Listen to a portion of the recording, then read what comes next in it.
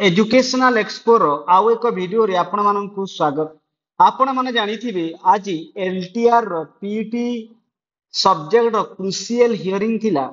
एई जो केस थिला आपण मानकर जो 31572 2025 रो ज्योति प्रकाश महंत वाला केस जो थिरे जो पीटी कैंडिडेट मानकर जो डिस्ट्रिक्ट रिपोर्टिंग थिला ताहा काली गत काली कोन करछि ना जो डीएससी ताकू कैंसिल कर देथिला।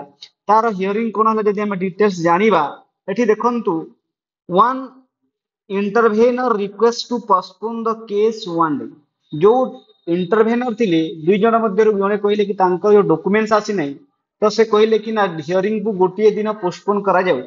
सेकंड जो इंटरवेनर थिले से रिक्वेस्ट करले जज को ना कोन कले to modify the interim order. जो इंटरिम ऑर्डर पई वर्तमान पीटी रो जो रही जाइछि तांकर जो डिस्ट्रिक्ट रिपोर्टिंग जो कैंसिल हो जाइछि सही इंटरिम ऑर्डर को मॉडिफाई करबा को से जज को रिक्वेस्ट कले। से कहले कि district reporting tomorrow except PT बाकी सब सब्जेक्ट रो जेमिति कि आपण जानिथिबे जो पीसीएम तापरे सीबीजेड तापरे जो उर्दू तेलुगु एमानंकर काली जो डिस्ट्रिक्ट रिपोर्टिंग करिवे पिला गुडा को जो सिलेक्टेड पिला गुडा को किंतु काली कोन हेछि ना जो पीटी रो तांको बाद दिया जाइछि। Though we were in the list, they have deleted PET yesterday night। यह कहले जो इंटरवेनर वकील तापरे जज कोन कहले ना से कहले कि एई जो मैटर को कहले से कि काइंडली एकोमोडेट टुडे आज ही मैटर को सुना जाऊ।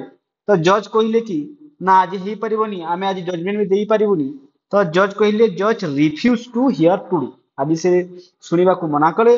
आ जो वकील टी कहले जो इंटरवेनर वकील कहले कि तुमरो एई जो केस को मॉर्निंग रे कोन हेबो ना hearing will be taken up. एहार से रिक्वेस्ट कले कि काली जो अर्ली मॉर्निंग जो स्टार्टिंग रे हमर एई जो केस टी को सुना जाऊ। तो जज कहले ठीक अछि काली मॉर्निंग रे आपण मानकर सुना जिवो काली आपनकर जजमेंट भी आसी जिवो। एहा थिला संपूर्ण न्यूज। आहुरी एमिति क्या न्यूज देखा पई आपण एजुकेशनल एक्सप्लोर यूट्यूब चैनल को लाइक एंड सब्सक्राइब करि दियंतु। थैंक यू धन्यवाद।